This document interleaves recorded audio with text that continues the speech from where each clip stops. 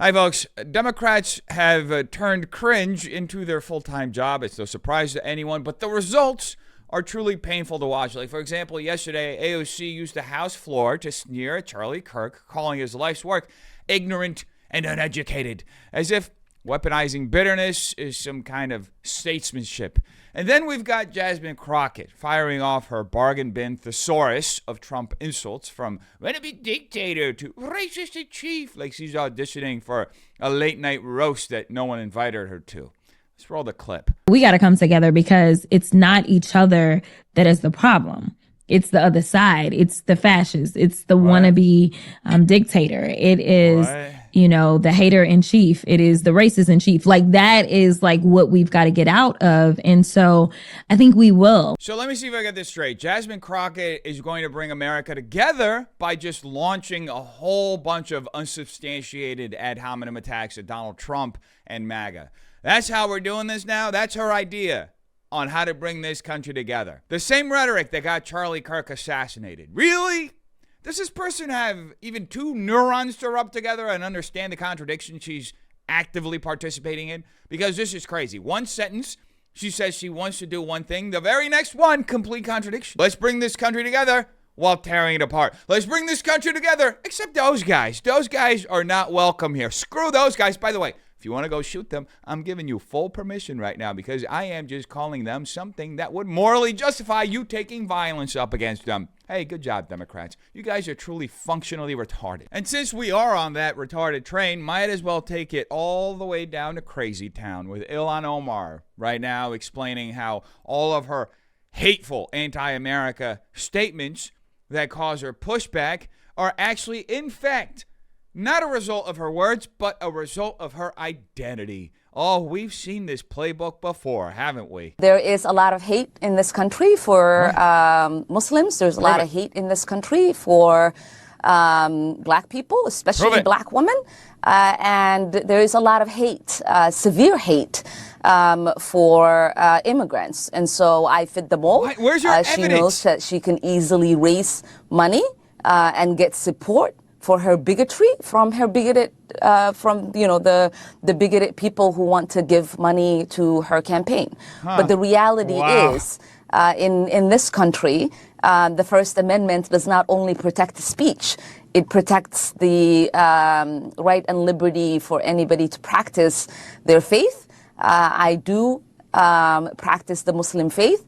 I am an immigrant. I am proud of both of those things. And I was, of course, born in Somalia, which the president likes to mention. And I'm also proud of my Somali heritage. And that is not something that they can take away from me. And I just want to say, one thing that the president should understand is that you can't impeach a sitting member of Congress.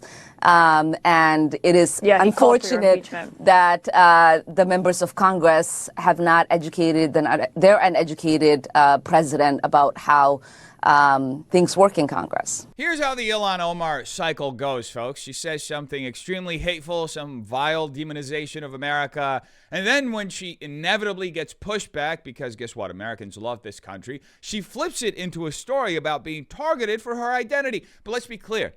This is a woman who came here as an immigrant, who's been afforded every opportunity under the book. She currently lives better than 99% of Americans, taxpayer-funded health care, extraordinary access to wealth and influence, going from a negative net worth of $45,000 before Congress to over $30 million in just 6 years, while her husband currently manages a multi-billion-dollar stock portfolio. So when you're given every chance in the book, every benefit built on the backs of hardworking Americans, and you use that platform not to honor the country that made it possible, but to swear allegiance abroad to her home country of Somalia, to defend ISIS radicals, and demonize America and Americans itself, you've crossed into open contempt for the very system that gave you freedom. And let's not kid ourselves, folks. If I were to move as a Christian to Somalia or any Islamic theocracy, I wouldn't enjoy the same freedom of worship I have here. I'd be a second-class citizen under Sharia law, subject to taxes like the jizya, facing restrictions are worse if I tried to live openly as a Christian. That's history. That's reality. So for Democrats and secular progressives who think this alliance with Muslims is harmless, it's just purely naivete. They're enabling a worldview fundamentally hostile to the freedoms they take for granted in this country. And at the end of the day, Ilhan Omar uses America's generosity as a stage to attack America's foundations. And no amount of identity politics can spin to protect her from the criticism she duly deserves or to hide any of what she's trying to hide of her behavior. But the dumb rhetoric doesn't end with Crockett or Ilhan Omar. It's infected the entire Democrat Party, and there's no greater example of that than Maxwell Frost himself, who's out here. Well, I think you can guess the buzzwords he's about to spit out. Donald Trump doesn't want a democracy. He wants a throne, and his cronies are clearing the way. The president and his lapdogs here in the United States Congress, the vice president, the FCC chair, the attorney general, secretary of state, and congressional Republicans are implementing a dangerous agenda to punish their opposition. Fascism is not on the way. It is here. This whole fascism is here talking point caves in on itself the second you actually define what fascism is and compare that to what Republicans have been advocating for generations at this point. Fascism, by definition, is centralized control of the means of production by the state, where private enterprise is crushed and everything requires the blessing of the ruling party to exist. That looks a whole lot like communism and socialism, which is no coincidence, obviously. Yes, there have been strains of fascism that are ethno-nationalist. Look at Mussolini's Italy and Franco's Spain. But the common thread is always big government control. Now, contrast that with the Republican platform, generation after generation. Private enterprise and entrepreneurship, lower taxes, and smaller government. That's the complete opposite of fascism, which is why libertarians so often side with conservatives. Republicans fight to defend the Constitution, not dismantle it. And what's in there again? Oh, yeah, freedom of speech, freedom of religion, protections of individual rights. None of these exist under fascist regimes. So when Democrats like Frost throw around the fascism label, they're not even making a cogent argument. They're engaging in projection, because the only party that has pushed to expand the government power is to regulate speech, control education, and punish dissenters in recent decades has been the Democrat Party. And that, if we're being precise, is a lot closer to fascistic practice than anything conservatives are doing or have ever done. But as we've seen throughout the years, Democrats are only apt at one thing, and that is political theater. And Don Lemon, since he's been canceled from CNN, has been truly diving into these theatrical, melodramatic demonstrations on his social media. And the other day he was walking around the United States Capitol just showing himself outraged at the fact that there were Charlie Kirk posters in front of different offices. So as we've been walking through the Capitol, we've been seeing posters here or either on the wall, Charlie Kirk, American hero. Folks are saying the Congress people, Democrat and Republican, say, my colleagues have a right to post whatever they want. But just so you know, these are taxpayer dollars. That's some of the concern that this is being used for. However, we are seeing these all over the Capitol, and that is what's going on in the wake of the tragic death of Charlie Kirk. How do you feel about this? Let us know in the comments. Here's another one. Oh, wow. No! Picture of his family? Oh, my God, folks. When will America come out from under the oppressive practice of 3 politicians in a building with hundreds of them having posters up of a man who was publicly assassinated and his family? It is disgusting that we would ever celebrate a man who was murdered for practicing his freedom of speech. I cannot believe that we live in this country right now, folks. We have succumbed to fascism. His family? We're supposed to look at his family, my God. Look, I'm obviously just playing up the theatrics of the moral outrage that Don Lemon is demonstrating here, because it is truly pathetic, folks. And I don't think I even have to spell how pathetic it truly is for you to understand. Whether this comes from jealousy, anger, or some petty vindictive instinct, who cares, dude? Taxpayer dollars for a poster? What did that cost, $20 at Staples? Is this really what Democrats are worried about? This is the hill they want to die on, really. At a time when America faces actual crises, they're spending energy policing posters of a man assassinated for his beliefs at the Capitol. By the way, folks, this is the same side that glorified a drug addict felon with a CVS receipt-long rap sheet and burned half the country over it. That's the double standard. That's the sickness. And honestly, the more I see Don Lemon pull stunts like this, the more justified CNN is in firing him. At this point, the internet should just fire him too. Permanently hand him a get out of here card. Because, man, I can't even stand his voice. And speaking of effeminate men, Tim Walz is out here just complaining like you would imagine he would about Jimmy Kimmel being fired. This is it. If you ever wondered how democracy dies, you're witnessing it. And I know it's people are watching a football game tonight and we're kind of sleepwalk through this thing, but don't remind them. We got him here. One of the most outrageous affronts. Yeah, well, right. That's one of the most outrageous affronts on this. This is North Korea style stuff. And it's being done because this is a weak, thin-skinned man who's failing as a president. All of the things he promised are not happening, and this is exactly what dictators do. It's our most cherished freedom to point out very clearly this is a terrible president and a terrible human being who is doing nothing to improve the lives of Minnesotans and who continues to have this double standard. Tim Walz's little fit really begs the question, do Democrats have any sort of commitment to reality anymore, or have they just decided to go full Looney Tunes and fabricate an alternate universe for their base? This is why America feels like two different countries right now. On one side, people are focused on building, working, and rebuilding. And on the other, you have folks living what looks like a political acid trip. Walz says Trump has done nothing for America. Come on, D.C. is safer than it's been in decades after he sent in the National Guard. Gas prices are down from their pandemic-era spikes. The stock market has been steadily rising. Immigration numbers are finally being curbed, and jobs have been climbing back. These aren't illusions. These are measurable outcomes. And here's the thing. I'd respect Democrats a whole lot more if they actually argued on substance. Trump, like any leader or any person in the world for that matter, isn't above criticism. And if they really wanted to, they could find plenty of legitimate points to challenge him on. But they don't, because to do that would also expose their own record of failure, especially in states like California, where they've held power for more than 60 years and have done nothing but increase homelessness, collapse our infrastructure, and cause costs to go up astronomically.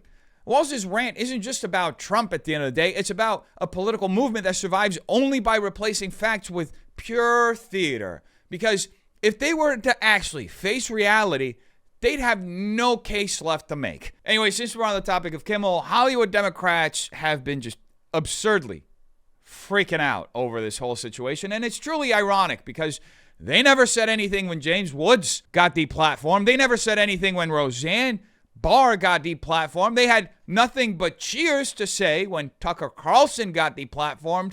But now all of a sudden they care because Jimmy Kimmel was put on hiatus. Not even deplatformed.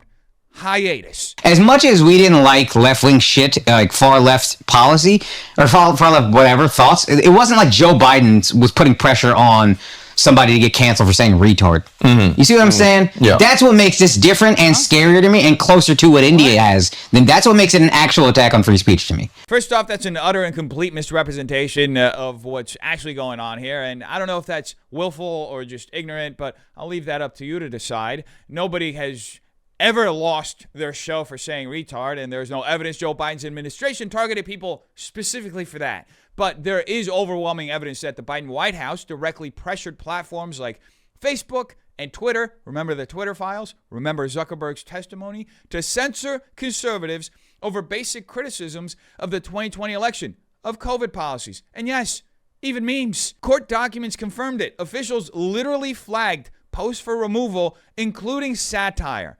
That's not a free marketplace of ideas. That's government-directed censorship. And it's rich hearing people now act shocked about free speech when they were silent as Roseanne Barr got canceled and lost the #1 show on television. Kevin Hart lost the Oscars over a decade-old gay joke. James Woods was deplatformed for coming out as a conservative. Tucker Carlson lost his entire show. Or even Donald Trump, while still sitting in the Oval Office, was banned from every major social media outlet. Remember late night hosts like Jimmy Kimmel laughing and cheering when Facebook refused to let Trump back on? Where were the moral free speech fighters then? This is the deeper problem, folks. Selective outrage built on straw men. Ignoring the documented reality that Democrats didn't just lean on cancel culture, they institutionalized it by merging political power with Silicon Valley's gatekeeping. That's the real attack on speech. And pretending otherwise only helps cover it up. But at the end of the day, This is what these guys want. They don't want accountability. They want to be able to sit in their little Hollywood pockets and just watch the other side go away because they hate them. They'll try to play both sides, but at the end of the day, they hate the other side. And there's no clearer sign of that than Mark Ruffalo himself, who was recently caught on tape saying this. We saw Jimmy Kimmel's show was canceled. Yeah. We don't know what the reasons are, really. It's very cloudy and murky. I don't understand what's happening right now. My industry doesn't understand what's happening right now. But what they do understand is our freedom of speech is being attacked. You know, I actually agree with Mark Ruffalo here. Freedom of speech is under attack. But let's be clear. It's been under attack for the last 15 to 20 years, and Democrats are only sounding the alarm now because for the first time, it's hitting one of their own. When cancel culture was swallowing up conservatives, when people lost jobs, platforms, and opportunities for saying something outside the progressive script or refusing to take a vaccine, the left cheered it on. Democrats were happy about it. They laughed while their opponents were silenced. Now, Jimmy Kimmel gets pulled and Hollywood feels a chill. Suddenly, it's cloudy with a chance of murky and a free speech crisis. But this environment didn't appear out of nowhere. It was created by the very people now crying foul. Conservatives have been dealing with bans, shadow bans, losing their jobs, deplatforming on YouTube, TikTok, and across social media for years, with the exception of a few platforms like X or Meta that have only recently loosened the grip. Go on Netflix or network TV. How many conservative shows do you see? Is it 50-50 or closer to 95-5 in favor of their worldview? Ruffalo is right that freedom of speech is in trouble, but he won't admit that the last decade and a half of cultural policing, ideological gatekeeping, and selective censorship set the stage for what's happening now. Anyway, folks, speaking of Democrat gripes, back at the U.S. Capitol, AOC had a full-blown meltdown that the U.S. House of Representatives wanted to pass a resolution to honor the memory of Charlie Kirk. Today's resolution only underscores the majority's recklessness by choosing to author this condemnation and honoring on a purely partisan basis, instead of uniting Congress in this tragedy with one of the many bipartisan options to condemn political violence and Kirk's murder, as we did with the late Melissa Hortman. Instead, the majority proceeded with a resolution that brings great pain to the millions of Americans who endured segregation, Jim Crow, and the legacy of bigotry today. Really? We should be clear about who Charlie Kirk was, a man who believed that the Civil Rights Act that granted Black Americans the right to vote was a mistake. What are you talking who, about? After the violent attack on Paul Pelosi, claimed that, quote, some amazing patriot, unquote, should bail out his brutal assailant. You're taking and him out of accused context. Jews of controlling, quote, not just the colleges, it's the nonprofits, it's the movies, it's Hollywood, it's all of it. He literally unquote. loved Israel. His rhetoric and beliefs were ignorant, uneducated, and sought to disenfranchise millions of Americans. You know, a lot of the times when I see politicians do something this reprehensible, I just wonder, how do you sleep at night? Seriously. You're sitting there in the House of Representatives taking a man completely out of context, villainizing him, and smearing his memory, cherry-picking quotes so you can assassinate his character at a time when he can't even respond, when his family is still grieving, when his body isn't even in the ground yet. And you're doing this because Congress dared to pass a resolution condemning his assassination and political violence in the strongest terms while showing support for his family. Really? That's the hill you want to die on. Once again, Democrats have completely lost the plot. They brand themselves a party of empathy, but they only show it selectively. They don't care about you. In fact, they've made it abundantly clear that they hate you and would rather see you gone. They've shown it time and time again, and this is just another example. This isn't new, folks. You know this. You've seen this. You felt this. This is the Democrat MO. And they'll keep doing it because at this point, these people have no soul. That's the only conclusion you can logically draw from this. And so my question to you is, how much longer are we willing to accept the political class and a media machine that thrive on distortion, division, and selective outrage? If the truth is only useful when it flatters the Democrat agenda, what happens to a nation built on debate, dissent, and freedom of thought? We're told to trust the same people who bend reality in real time, but should we? At what point do we stop treating these Democrat narratives as gospel and start asking whose interest they really serve? The future of this country won't be shaped by this Democrat spin, folks. It'll be shaped by whether ordinary Americans like you and I choose to see through it, call it out, and demand better. Anyway, you tell me what you think in the comments down below. Hope you have a terrific day. Peace.